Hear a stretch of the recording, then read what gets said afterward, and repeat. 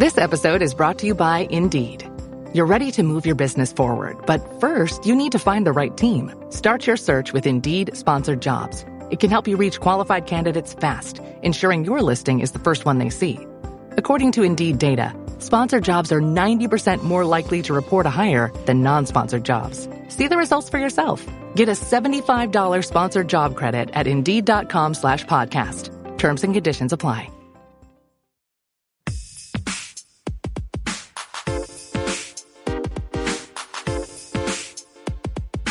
Welcome to From Dorms to Desks, job hunting tips for those early in their careers. A podcast brought to you by College Recruiter job search site, which believes that every student and recent grad deserves a great career, and hosted by Work Defined. Join our AI co-hosts as they dive into tips, tricks, and insights that will help you land your next part-time, seasonal, internship, or entry-level job. Let's get your career started.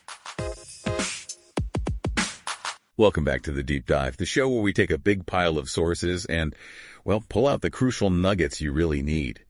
Today, we're diving into something that sits right at the threshold for pretty much every new graduate. Mastering your first job offer negotiation, you've worked so hard, you got through the interviews, and finally, that first real job offer after college, it's right there in your hands. It's an amazing feeling, right? So validating. And the first urge is often just say yes. Mm-hmm. Slam dunk, job hunt over. Mm-hmm. But then maybe for a lot of us, this little voice kind of creeps in, asking, could there be more here? Am I really getting what I'm worth? Mm-hmm. The little voice. Exactly. That apprehension, that whole internal back and forth. It's completely normal. And that's, exactly why we're doing this deep dive. Our mission today, especially for those of you making that big leap from campus life to your career, let's call it from dorms to desks, is to help you turn that initial nervousness into a smart, confident strategy. We really want to make sure you start your professional journey earning what you truly deserve. Set a really strong foundation for your whole financial future. And this deep dive is brought to you with insights from College Recruiter. They're a fantastic partner for this kind of critical early career topic. Absolutely perfect timing for many listeners, I bet. Totally. And look, to guide us through this whole negotiation dance, we've pulled together a really, really rich stack of sources. We've got sharp takes from Forbes, a super comprehensive guide from CIRES, that's the Cooperative Institute for Research in Environmental Sciences. Their career stuff is great. We also looked at let's say vibrant Reddit discussion, sometimes brutally honest. Plus, there are groundbreaking findings from an MIT study on something called subjective value, practical tips from Robert Half, and expert advice from College Recruiter themselves, Harvard Business Review, UF Career Connections, Stanford Career Education, and the pay equity firm Truzaic. So yeah, it's a goldmine of info, and we are ready to dig in. Sounds like a fantastic mix. Let's do it. Okay, so let's unpack this. The really big question many new grads wrestle with is, why is negotiation so critical? Yeah. Especially for your very first job offer. It can feel, incredibly daunting, like you're risking the whole thing just by asking. But the stakes, they're actually way, way higher than you might think at first glance. What's really going on here? Well, what's absolutely fascinating and honestly often missed is this idea called the compounding effect. Most people, understandably, they think about their first salary just in isolation, just that number on the page.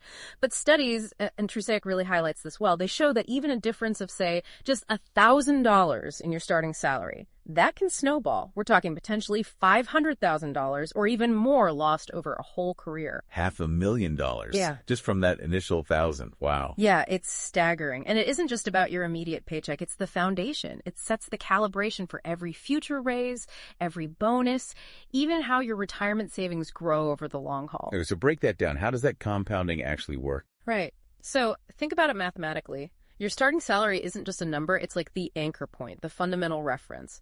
Pretty much all the compensation adjustments that come later, whether it's your annual percentage raise or even offers for future jobs, they build directly off that first base number. So if you start low, every, let's say, 3% or 5% raise gets calculated on that smaller base. This creates this cumulative gap, a deficit that just gets wider and wider over time. I see. Like compound interest, but for your salary. Exactly like that. Think about investing $50,000 versus $51,000. That first $1,000 difference compounded over 30, 40 years. It becomes a huge amount. Same principle applies here. A 3% raise on $50,000 is $1,500, but a 3% raise on $55,000, that's a $650. Now, that extra $150 might not sound like much in year one, right? But it adds up fast. It influences the next raise and the next and so on. It's a snowball effect. Okay, that makes perfect sense when you put it like that. And Trusaic has this really vivid example. Jack and Jill, they're both smart business admin grads, right? Both get entry-level jobs at the same consulting firm, same role. But Jill, maybe she was a bit less confident negotiating. She starts out earning about 19% less than Jack for the exact same work. 19%? Yeah. That's significant right from the start. It is. And here's the kicker. Yeah. Even if they both get the same modest 3% raise each year, that initial 19% gap, it doesn't shrink. It widens dramatically. After just 5 years, the total difference in what they've earned is already pretty big. Right. After 20 years, it's a massive chasm. It just clearly shows the huge long-term impact of that first salary number. Wow. And, if you connect this to broader issues, this compounding effect, it plays a really significant and often unfair role in the gender wage gap. Research from the National Association of Colleges and Employers, consistently shows women, on average, earn about 18% less than men.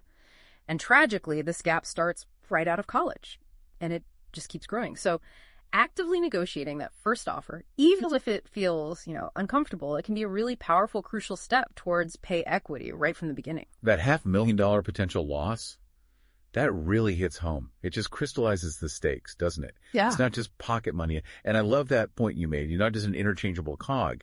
You're a unique asset bringing specific value. I think it was Harvard Business Review's doc, Tiffany Janana, who echoed this, saying employees are increasingly driving change, recognizing their power.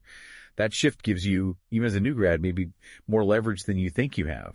Absolutely. And if the financial impact isn't enough to convince you, let's think about the emotional and professional costs of not negotiating. There's data from My Perfect Resume. Yeah. It paints a pretty stark picture. 71% of U.S. workers rely on a second income source just to get by. 71%. Wow. Yeah. And 35% need that extra money just for basic living costs, rent, food, student loans. Then there's a report from Zeddy. It found 70% of workers feel disengaged, just not into their jobs because of their current pay. So if you don't negotiate, you risk starting your career underpaid, maybe overworked. Right. And that hits your financial stability, sure, but also your job satisfaction, your overall well-being, right from day one. Yeah, that makes sense. Starting off feeling undervalued isn't exactly motivating. Exactly. You really deserve a career that, yes, funds your life, but also supports your bigger financial goals and, frankly, your happiness. Yeah. That transition from college to your first real job, it should feel like a launch pad, Mm-hmm. not a treadmill of just scraping by or feeling checked out. That's incredibly powerful framing. So, okay, if the why is so compelling, we're talking potentially huge sums of money over a career, avoiding feeling disengaged, affirming your value, then what is it that holds so many people back, especially new grads? What are these common fears, these misconceptions that stop us from even trying to negotiate? I bet a lot of listeners are feeling that exact struggle right now. Oh, absolutely. It's a real internal battle, isn't it? It really is. The whole idea of negotiating, it can literally make people feel nauseous. Mm-hmm. I saw a Pew Research study that found something like 38% of workers feel too uncomfortable to even try negotiating a job offer. Oh. And that discomfort, it just gets amplified for new grads, right? You're wondering, do I even have the right, the standing, the leverage to ask for more? Exactly. And this brings us right into what we could call the new grad dilemma. And it's fascinating because looking at our sources, there's some really conflicting advice out there. If you, say, browse online forums like Reddit, you'll find a lot of people strongly advising against negotiating as a new grad. Oh, really? What's the thinking there? Well, the arguments are usually like, you have no leverage yet, no real professional track record. You risk getting the offer pulled, especially if the job market feels tough, horrendous, as some put it. And there's this idea that you just need to stay humble, get your foot in the door, gain experience, prove yourself first. I remember seeing one anecdote from a Reddit user, no offense 214. They offered a candidate $75K, which was within the candidate's stated $70 $80K range. But the candidate countered, pretty aggressively apparently, asking for $85K. And no offense 214 just pulled the offer, moved on. Ouch. Okay, that's a scary story for someone thinking about negotiating. It is. Another user, Talk2Thatter, was even more blunt, saying basically, you have nothing to offer as a fresh grad for an entry-level spot. Put in a year or two before you think you have negotiating power.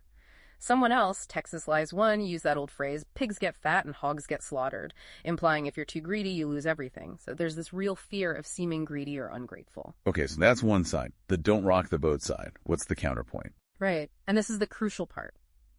Other sources, the career experts, places like College Recruiter, Harvard Business Review, Stanford Career Education, they strongly, really strongly advocate for negotiation, even for entry-level roles. Their point is that companies actually expect it. Hiring managers usually have a budget range for a role, and if you don't ask, you are, quite literally, leaving money on the table that they might have been perfectly willing to give you. So companies expect it, but grads are afraid to do it. That's a big gap. A huge perception gap. Now, sure, market conditions matter, your specific leverage might vary, but the overwhelming expert advice is negotiation is almost always expected. It's appropriate even when you're making that big step from the dorm to the desk. The real key then isn't if you should negotiate, but how you do it. That's the nuanced part, the art form. That's such a stark contrast, isn't it? You've got the very real fear of the offer vanishing, like in that Reddit story. Yeah. And then the expert consensus saying, no, it's expected, go for it. So how do we help our listeners, especially those new grads, navigate that tension? How do you balance being assertive, asking for what you're worth without coming across as, greedy or ungrateful, especially on that first big step? This is exactly where this concept of subjective value, SV, becomes so incredibly important. It comes from a really groundbreaking MIT study. What this research found is that the subjective value, basically your feelings, your perceptions, your emotions coming out of the negotiation, is actually a stronger predictor of long-term job satisfaction, how happy you are with your pay, and even whether you stick around, stronger than the actual dollar amount you end up with. Wait, stronger than the actual money. How does that work? I know it sounds counterintuitive at first, but think about it. Subjective value has 4 key parts. First, your feelings about the instrumental outcome. Did you feel like you got a good, fair deal? Even if it wasn't your absolute top number, did it feel reasonable? Second, your feelings about yourself. Did you feel competent during the process, respected? Or did you feel kind of, steamrolled or like you lost face? Third, your feelings about the negotiation process itself. Was it fair? Transparent, respectful? Or did it feel like a battle, adversarial and frustrating? And finally, your feelings about the relationship between you and the negotiator, the company. Did it build some goodwill? Foster trust? Or did it create tension right from the start? A positive experience across these 4 things. That really helps you get off on the right foot with your new job and employer. So it's less about winning the maximum dollars and more about the experience of the negotiation itself shaping how you feel long term. Exactly. And here's the really surprising finding from that MIT study. The actual economic outcomes, the final salary number, the specific concessions, 1, they seem to have no measurable effect on those long-term factors like job satisfaction and turnover. But the subjective value did. Now, let me be super clear. This doesn't mean salary isn't important. Of course it is, for your bills, your goals, everything. But what this research powerfully shows is that the experience of how you got there, how you were treated, how you felt, that deeply shapes how content you are down the road, how committed you feel to the job. That has huge implications. Enormous. It means how you negotiate is just as important, maybe even more important, than what you get in pure economic terms. A positive, respectful negotiation where you feel heard and valued. That builds lasting goodwill, boosts job satisfaction, and makes for a much stronger start at the company. And this directly pushes back against one of the job offer negotiation fails that Forbes talks about. They warn against playing the let's get a match game. Yeah. Treating the offer like just a commodity, trying to overtly play companies off each other in a bidding war, that can really backfire. It can damage how the employer sees your loyalty, and boom, there goes that crucial subjective value. It's about being assertive, yes, but respectfully so, not aggressive demands. Wow, okay. That completely flips my usual thinking. The experience matters more long-term than the exact dollar amount. That's a massive perspective shift, especially for someone starting out building those first professional bridges. It's not just about the numbers. It's about feeling respected. So knowing this is so critical, how can we best prepare? How do we set ourselves up to maximize both the economic and that crucial subjective value, ensuring we're starting off right for the long haul? Great question. It really underscores that preparation is key. Absolutely. It's clear the negotiation really starts way before you even get an offer, right? It's all about laying that strategic groundwork, getting armed with knowledge and clarity so you feel empowered when the time comes. Exactly right. There are basically 3 crucial steps in this pre-offer prep phase. First, and this is absolutely foundational, research the market value. You cannot, I repeat, cannot just pull numbers out of thin air or base your hopes on what your friend got 2 years ago. You have to dig in. Research what the role typically pays in your specific industry, your geographical location, and for your level of experience, which for new grads means entry level. And don't just look at one website. Think layers. Okay, so where should people be looking? What are the good resources? Yeah, build a toolkit. Start with peer-sourced data sites like Glassdoor, LinkedIn Salary Insights, maybe Indeed Salary Insights. They give you a sense of what others are reporting for similar roles. Then layer on broader industry data. Look at the Bureau of Labor Statistics, BLS. They have really comprehensive data. Or the NAHES Salary Calculator Center, which is specifically for new college grads. You can also check specialized guides like their Robert Half Salary Guide if you're in one of the fields they cover. And here's a slightly less obvious one. Even if you're not looking for a government job, checking opm.gov for comparable federal roles can give you a useful benchmark. A really actionable tip here is be ready to mention your research method. You could say something like, based on my research using sources like Mention a Couple, a typical starting salary for an entry-level X role in the Y region sounds to be between $0 and $1. So showing you've done your homework. Exactly, but honestly, beyond websites, often the most effective way to get real context is talking to people. Friends, mentors, professors, recent alumni. College Recruiter actually highlights asking about money during networking. Maybe try something like, I'm exploring roles in industry and doing research on typical compensation. If you're comfortable sharing, what might an entry-level salary range look like for this type of position? It gets you real-world nuance. Okay, market research is step 1. What's next? Step 2. Know your financial bottom line. This isn't just about picking a dream salary number. It's about understanding what you actually need to live and meet your basic financial goals. Ask yourself the hard questions. What do I absolutely need each month for rent, food, utilities, student loans? What are my financial goals for the next 1-3 years? Building an emergency fund. Saving for something specific. Investing. The outcome of this is defining your walkaway number, the absolute lowest salary you can realistically accept without being underwater financially. Right, so grounding it in reality, not just wishful thinking. Precisely. Let's say rent is $1,200, loan $300, groceries $400, transport $150, plus a $200 buffer.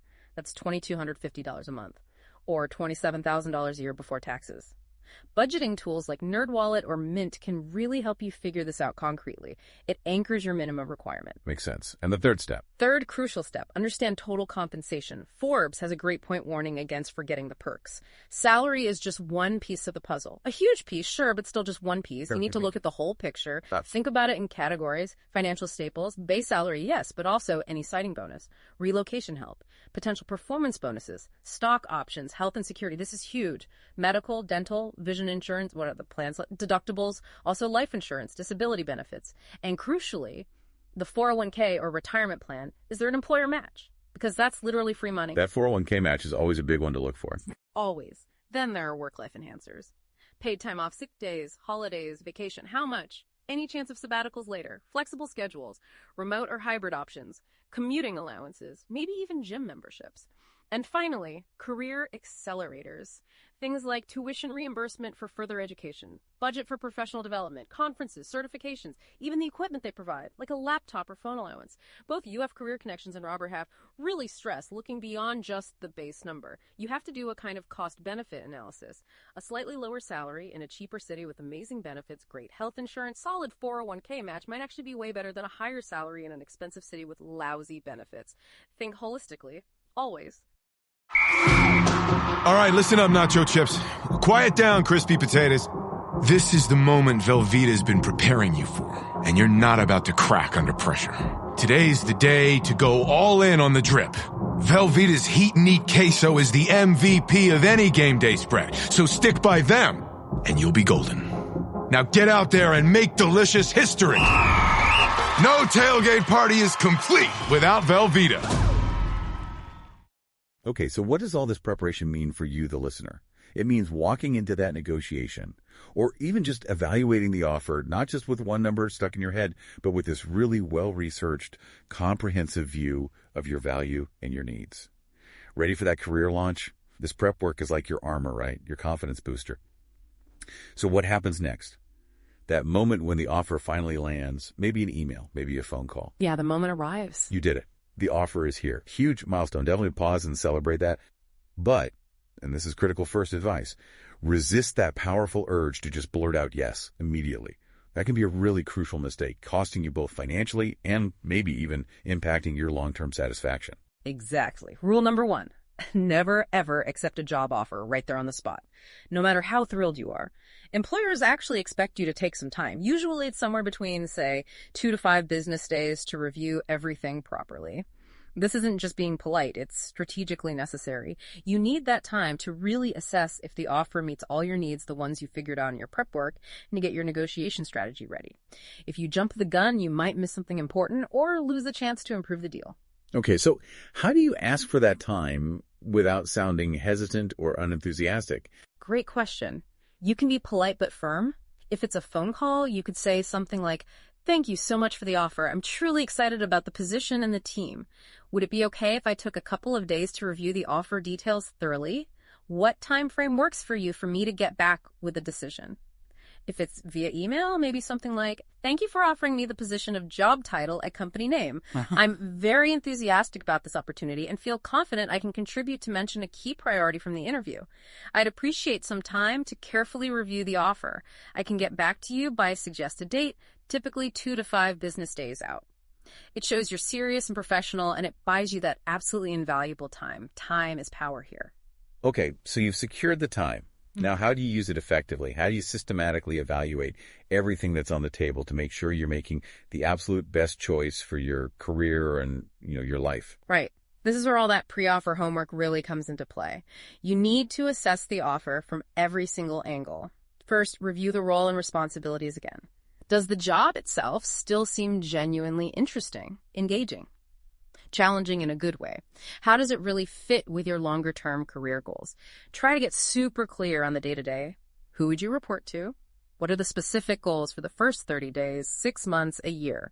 Both Sires and UF Career Connections emphasize getting this clarity. You need to know what success actually looks like in this job. So digging deeper than just the job title. Exactly. Second, revisit your values and preferences. Remember that internal work you did. How well does this offer align with what you find genuinely important? Your values, your priorities, the kind of work environment you thrive in. Do you prefer teamwork or working solo? How critical is work-life balance for you right now? Stanford Career Education reminds us these non-money factors are hugely important for long-term happiness and avoiding burnout. Yeah, culture, fit, and values alignment are huge. What else? Third, assess the organization and the industry. Zoom out from just your role. Look at the company's financial health, its growth trajectory. Have there been recent layoffs, big changes? If it's a startup, you need to dig into its funding situation. Who are the investors? How stable does it look? Will you actually have the resources you need to do your job well? Is there budget for professional development? Opportunities to publish or present if that matters in your field? Sires suggest tools like Vault or even Google Finance to get company news and profiles. It's about the bigger picture you're stepping into. Right, understand the context. Fourth, and this is where your prep work shines. Okay. Evaluate the compensation package again, but now against your detailed market research. Benchmark that base salary offer. Go through all the benefits line by line. Compare it to what your research showed as fair market value. Don't be shy about asking HR to walk you through the benefits package in detail. Understand the health insurance plans, the deductibles, the copays, the 401k match specifics, the vacation policy nuances. Get clarity on every single component. It's a lot, but it's crucial. Okay, so compare the offer against your research needs list. What if you're juggling multiple offers? Ah, yes. Managing multiple offers. If you have other offers or even just a strong feeling one is coming soon, you're in a really strong position. Leverage. First step, contact those other companies. Check on your application status. Ask about their decision timeline. Reiterate your enthusiasm for their role too, and politely see if they can speed things up. Competing offers give you significant power. Both Stanford and Forbes advise using this as quiet confidence, not like you're trying to start a bidding war crudely. So how do you use that leverage strategically, not aggressively? Good question. If you have a clear first choice, company A, but company B offered more money, you could say something like, I'm genuinely thrilled with your offer from company A and really see myself on the team. However, I've also received an offer from company B with a base salary of dollar amount higher. Company A is truly my preferred choice because I've mentioned specific reasons, team, project, culture. Would you be able to match or perhaps get closer to company B's salary offer? If so, I'm ready to accept. The key, as Stanford points out, is authenticity. Only say this if you genuinely would be okay taking the other offer if your first choice can't budge. It maintains that subjective value we talked about. Okay, so once you've done all that evaluation, the role, the values, the company, the full package, maybe leverage other offers, you're finally ready for the actual negotiation conversation itself. This is where the preparation meets practice. Exactly. Showtime. This is it, the moment to channel that inner negotiator. But remember, like you said, this isn't about winning a fight. It's about finding that sweet spot, that mutually good agreement, a shared success to kick things off right. Absolutely. So let's break down the when and the how of the actual negotiation chat. First, when do you negotiate? Always wait until you have a formal offer, ideally in writing. Talking numbers too early can sometimes backfire. You also need to have genuinely decided, yes, this overall opportunity is a good fit. You need to understand how your skills help them. And based on your research, you need to feel the offer doesn't quite reflect fair market value. Crucially, you have to be clear in your own head. What's your ideal number? Your acceptable number? Your minimum? What benefits are key? And what's your backup plan if they say no? Okay, timing is key. Yeah. What about the how? Like email, phone? Right, the medium. General rule. Avoid negotiating the main points back and forth over email. Dr. Tiffany Jana at HBR advises aiming for phone, video, or even in person if possible. The goal is to choose the platform where you feel most confident and comfortable. If you're great at structuring thoughts in writing, maybe start the conversation with an email outlining your points, but then suggest moving to a call for the actual discussion. You need that real-time interaction, the ability to hear tone, build rapport. All that feeds into subjective value. Makes sense. And who should you ideally talk to? Good point. Who to negotiate with? If you have the option, try to negotiate directly with the hiring manager rather than only the HR recruiter. Why? Because the hiring manager usually has a more direct investment in you specifically joining their team. They understand your value more deeply and often have more flexibility or power to adjust the offer details. Recruiters might be working within stricter guidelines. Okay, so aim for the hiring manager if possible. Now, how do you actually start that conversation? How do you frame it? This is absolutely critical for setting a positive tone and maximizing subjective value. Always, always start with genuine gratitude and enthusiasm. Thank them sincerely for the offer. Reiterate your excitement about the role in the company. This builds goodwill right away. Then, pivot smoothly to articulating your value.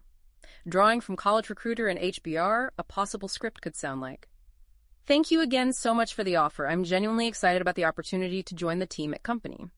Based on our talks, I understand you're looking for someone who can really mention 1 to 2 key things they need help with, and I truly believe my experience in your specific relevant skill project and my background in your degree training position me to make a significant contribution right away. Based on my research into similar roles in this market, and considering the value I'm confident I can bring, I was hoping we could discuss the salary. I was targeting a figure closer to your specific target number. So gratitude, value proposition, then the ask with a specific number. HBR recommends a single number, not a range. Yes, HBR strongly advises going in with a single specific number, not a range like 60K to 65K. Why? Because it positions you more confidently. It subtly puts the onus on them to justify why they might offer less, rather than letting them anchor to the bottom of your range. It allows you to clearly articulate why you believe you're worth that specific number, backed up, of course, by all that research you did. It shows you know your value precisely. That's a really strong, confident approach. Lead with thanks, state your value, make a specific ask, backed by research. Okay. But what about the things to absolutely avoid during that conversation? The common blunders. We all want to dodge those landmines. Oh, definitely. Forbes has a good list of common negotiation fails, and avoiding these is just as vital as knowing what to do. The first one they highlight is the classic blunder. Never disclose your previous salary. Why is that such a big deal? Because it massively limits your negotiating power. If your last job paid below market rate, telling them that number anchors their offer way down here, regardless of what the current role is actually worth. Your past salary is totally irrelevant to your current market value for this job with these responsibilities at this company. Forbes uses a great metaphor, selling your house. The price isn't based on what you paid for it years ago. It's based on the current market value and any improvements you made. Same idea. Your worth now isn't tied to what you were paid. Okay, so what do you say if they push for that number? You politely deflect. Try something like, I'd prefer to focus on the skills and experience I'll bring to this specific role and the value I'm confident I can add to your team. Yeah. If they really press, you can turn it back with a question. I assume there's a salary range already established for this position. I'm wondering what the organization has budgeted for this role. Or maybe you likely have a better sense than I do of what this role is worth to the company. If you could share the range, I'd be happy to let you know if it aligns with my expectations. Keep the focus firmly on your current worth and the market value of this job. Got it. Deflect and refocus on the current role's value. What's another common fail? Focusing only on the salary number and forgetting the perks. Forbes calls this out too. Salary isn't the whole story. If you hit a wall on the base salary, maybe they genuinely have a hard cap, then pivot. Negotiate other valuable benefits. These perks can significantly boost your quality of life, your career growth, your overall financial picture, and sometimes they're easier for the employer to grant than more base pay. Like what kind of perks? Think about asking for an extra week of vacation time. That's huge for work-life balance. Or confirming flexible work options, maybe guaranteed remote days. A signing bonus can help offset a slightly lower starting salary. You could ask for executive coaching, maybe company stock or options if that's relevant. What about a guaranteed budget for professional development, attending a key conference, getting a certification reimbursed? You could even propose a mid-year performance review specifically tied to a potential raise after, say, 6 months of proving yourself. UF Career Connections suggests if they're hesitant on salary, you could say, okay, I understand the constraint on base salary. Could we perhaps mention a specific benefit like extra vacation or professional development budget instead? It shows flexibility and a holistic view. Smart. So if salary is stuck, pivot to other valuable things. Any other key things to keep in mind during the talk? Yes. Remember to be ready to collaborate. This isn't supposed to be a battle, right? It's a mutual agreement. Be open to what they might suggest or offer as alternatives. Know your absolute deal breakers, the things you truly cannot compromise on, but also know what you are willing to accept as alternatives or compromises. That flexibility, combined with your solid research and clear value articulation, helps you reach an outcome where both sides feel good. Aim for that shared success, not just a personal win. That's such a comprehensive strategy for the conversation itself, turning that potentially nerve-wracking moment into something strategic, collaborative. It really emphasizes preparation and respect as the keys. Yeah. Hey, it's Bob Pulver, host of You Podcast. Human-centric AI, AI-driven transformation, hiring for skills of potential, dynamic workforce ecosystems, responsible innovation. These are some of the themes my expert guests and I chat about, and we certainly geek out on the details. Nothing too technical. I hope you check it out. Oh, Hilton stay, your beds are soft and cozy. No lumpy couch, no stiff futon, no shower line at crack of dawn. Oh, Hilton stay. When you want holiday comfort you can count on, it matters where you stay. Enjoy comfortable rooms and friendly service when you stay with Hilton instead. Save up to 25% this season when you book with Hilton. Hilton for the stay. Terms apply. What happens if, even after all this careful prep and negotiation, you don't get exactly what you hoped for? Or what if things change after you've said yes? Right, the aftermath. The negotiation part is done. Now you've either got an improved offer or maybe you're sticking with the original. But these next steps are absolutely critical, solidifying the deal, or maybe gracefully stepping away and really thinking about the long-term impact of your decision. This is kind of the final checkpoint before you start that new chapter. Absolutely crucial. Final phase. First thing, number one priority. Get everything in writing. Once you and the hiring manager have verbally agreed on the final compensation package, especially if changes were made during negotiation, you must ask for an amended offer letter that clearly reflects that final agreement. Why is that so important? Seems like a formality. It's way more than a formality. This written documentation needs to spell out the exact salary, any special things like a signing bonus or moving expenses, and a clear job description with the agreed-upon title and responsibilities. This prevents any misunderstandings down the line. It protects you from potential disputes. Oh, I thought we agreed on X. It legally safeguards your agreement. Both Sayers and Robert Half stressed this emphatically. You might be excited, but remember, this is a business deal. Okay. So how do you ask for that without sounding, distrustful? Just be professional and reasonable. You can simply say something like, This is obviously a significant decision for both of us, and just to ensure we're perfectly aligned, I'd be more comfortable if the finalized offer, reflecting our discussion, could be put in writing for me to review before I formally accept. Any good employer will understand and comply. It's standard practice. Makes sense. Now, what if the negotiation didn't quite go your way? Or what if you get into a sticky situation after maybe giving a verbal yes? Handling acceptance, rejection, and the ethics around all that. It can feel surprisingly tricky for new professionals. It really can be. Let's walk through a few scenarios. Scenario 1, green light. You negotiated, reached a deal you're happy with, it meets your needs. Great. Accept clearly, both verbally and then formally in writing, by whatever deadline they gave you. Sires even offers sample acceptance letters. Be enthusiastic. Confirm the signed document is coming. Clean professional closure. Okay, easy enough. What about a maybe? Right, the yellow light situation. This is where it's a good fit. You like the company, the role seems great, but maybe the salary or key benefit is still a bit lower than you wanted, even after trying to negotiate. Here, you might consider accepting, but politely inquire about a defined performance-based salary review. Maybe ask about a review in 6 months or 9 months, specifically tied to hitting certain goals or demonstrating your contributions. This gives you a chance to prove your value quickly and potentially boost your compensation relatively soon. You could phrase it like, while the starting salary is a little under my initial target, I am incredibly excited about this role and confident I'll make a strong impact quickly. Would the company be open to discussing a performance-based salary review after the first 6 months? It shows commitment, but keeps your financial goals on the radar. That's a good middle ground. Yeah. And if it's just not right, The red light.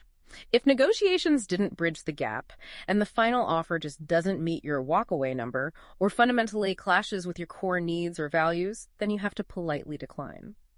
Again, Sires offers templates for decline letters mails. The key is gratitude for their time and the offer and maintaining complete professionalism. Remember, your reputation starts building from day one. You want to leave a positive final impression even when saying no. Okay, now for the really tricky one Forbes mentioned. Negotiating after you've already said yes. Ah, yes. The recipe for disaster, as Forbes calls it. And they're right. Once you have formally accepted an offer verbally or in writing, you have made a commitment. You've set expectations. Trying to go back and renegotiate after that point, maybe because another better offer suddenly appeared or you just got cold feet, it makes you look incredibly unreliable, unprofessional, maybe even dishonest. It can seriously jeopardize the job you just accepted before you even start. It damages trust with your new boss, your new team. As Forbes says, you really can't go back. Be absolutely certain before you give that final acceptance. So acceptance is a binding commitment, essentially. It really should be treated that way, which leads right into the ethics of accepting and potentially reneging. Once you accept an offer from employer A, your ethical responsibility is to immediately stop interviewing elsewhere. Withdraw your applications from other companies. You've made your choice. Reneging, backing out of an offer you already accepted, is seen as highly unprofessional, according to Stanford Career Education. It can seriously damage your reputation in your field. Especially in specialized industries, people talk. It's a smaller world than you think sometimes, and that negative impression can follow you. It should only be considered in truly rare, unavoidable, extenuating circumstances like a serious family emergency. And even then, consulting a career counselor on how to handle it professionally is wise. That's a strong point about reputation. Think about it from the other side, like Sires suggests. How would you feel if an employer offered you a job, you accepted, quit your other search, maybe turned down other offers, and then they called back and said, "Sorry, we found someone better, offer withdrawn"? You'd be furious, right? The same principle of commitment and respect applies both ways. That's a really powerful reminder about integrity, especially right at the start of your career, which brings us to one last, maybe sometimes uncomfortable, but really powerful part of negotiation. Being willing to actually walk away. It feels like a big move, especially early on, but it says a lot about knowing your worth. It absolutely does. Harvard Business Review puts it very bluntly. You actually have more power when you walk away. Think about it. If you've done your homework, you've negotiated thoughtfully, respectfully, you clearly understand your value, and the company still can't or won't meet your reasonable needs. Being willing to decline that offer sends a powerful message. It shows you value yourself, you have standards, you're not going to compromise your core requirements just to land any job. This isn't about being arrogant, it's about self-respect and making a choice that truly aligns with your long-term well-being and goals. And it avoids that scarcity mindset you mentioned. Exactly. It's so easy, especially as a new grad, to feel like this is my only shot, I have to take it. But you need to resist that scarcity thinking. There are always other companies out there, other opportunities where your skills and potential will be recognized and genuinely valued. Like Dr. Tiffany Jana said, if you feel like these people don't value what you bring, I don't care how much money they give you, you shouldn't go. That first job after college, it should ideally be a place where you feel genuinely appreciated, where your contributions matter, where you're not just getting a paycheck, but you feel truly valued as an asset. That feeling is foundational for sticking around and being happy. Wow, what an incredibly thorough and honestly empowering deep dive this has been, especially for anyone making that big leap into their professional life. Let's just quickly recap the absolute key takeaways, just to really anchor this crucial info for everyone listening. Good idea. Okay, first, don't let nerves paralyze you. Recognize your worth and the huge long-term financial impact of that starting salary. Remember the compounding effect. Second, do your homework. Research market value thoroughly for your role, your location, and look at total compensation, all the perks, not just the salary number. Third, know your bottom line. What do you need financially, both now and for your near-term goals? Define that walkaway number. Fourth, remember negotiation covers the whole package. If salary talks stall, be ready to pivot and negotiate other valuable benefits, vacation, flex time, professional development.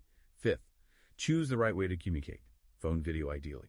Always lead with gratitude and enthusiasm, then confidently articulate your value, backing up your specific ask with your research. Sixth, always get the final agreed upon offer in writing. Protect yourself, ensure clarity. And finally, maybe the most surprising takeaway. Remember that your subjective experience during the negotiation, how you feel, how you're treated, has a massive lasting impact on your future job satisfaction and career path. Absolutely. This whole process, it's not just about getting a slightly bigger paycheck right now. It's truly about building a stable, fulfilling foundation for your entire professional and financial future. That first negotiation, it really sets the tone. It teaches you invaluable skills in self-advocacy. It establishes your value from day one. And honestly, it's a skill that will serve you incredibly well for your entire career, impacting not just your bank balance, but your overall satisfaction and engagement at work. Couldn't agree more. So here's a final thought for everyone to chew on. Considering how profoundly subjective value impacts long-term satisfaction and how critical those first impressions are, how might consciously focusing on creating a positive, respectful, collaborative negotiation process beneficial for both you and the employer actually shift not just your immediate offer, but the whole trajectory of your future career relationships and your professional reputation? Is something really worth thinking about as you prepare to step into that new role. We really encourage you to revisit this information. Definitely check out the resources we mentioned, those salary guides, career center advice, and approach your next job offer negotiation with a whole new level of confidence and clarity. Thanks so much for joining us for this deep dive. This has been From Dorms to Desks, job hunting tips for those early in their careers. A podcast brought to you by College Recruiter job search site, which believes that every student and recent grad deserves a great career. Each episode, we dive into tips, tricks, and insights that will help you land your next part-time, seasonal, internship, or entry-level job. Subscribe to this podcast for free now, so you don't miss an episode, and visit www.collegerecruiter.com to find your next great job.